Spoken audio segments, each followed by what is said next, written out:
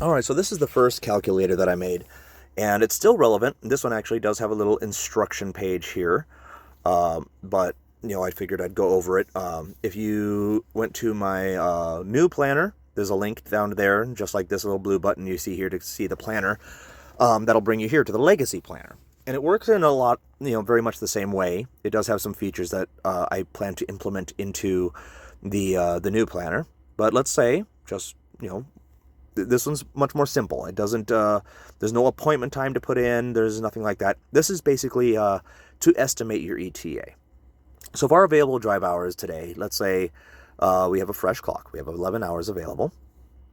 We have 950 miles to cover. Our average moving speed, be realistic here, probably around the 55 to 60 mile an hour range. We'll say 58 miles per hour. Hours driven a day.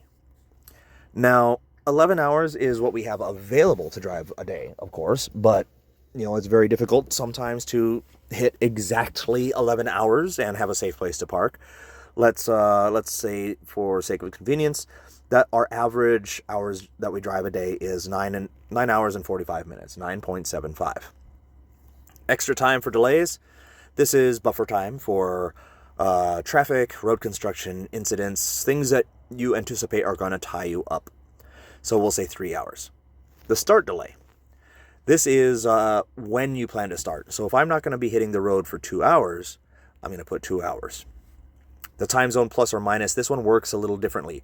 If you're going to be, think about where you are. If it's 8 a.m. where you are, and it's 9 a.m. where you're delivering to, you're going to do plus 1 hour. 34-hour reset, if you plan to take a 34-hour reset, on what day of your trip will you be taking it? And pre- and post-trip inspections. Pre-post for both is a half an hour at 15 minutes each. Then you can generate it. Immediately, it'll give you a breakdown here. How much total driving time you're going to need, your total rest time, and your anticipated ETA based on that. So, starting in 2 hours at, there it is, does a pre-trip, drive time, there's your 30-minute break, another drive time, post-trip, and a 10-hour break.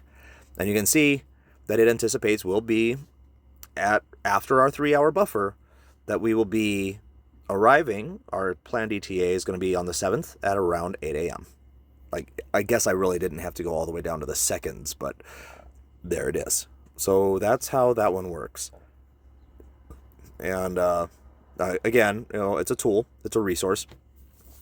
You'll notice that it says the expected arrival is 8:54, whereas down here it says 7:54. But remember, we added an hour to the time zone differential. So that's why it has us arriving at 7, because it'll be 7 the time in the time zone that we're currently at and using to plan. So that's how that works.